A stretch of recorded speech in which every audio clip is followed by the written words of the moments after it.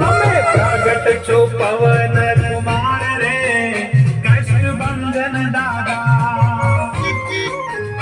તમે પ્રગટ છો પવન કુમાર રે કષ્ટભંજન દાદા.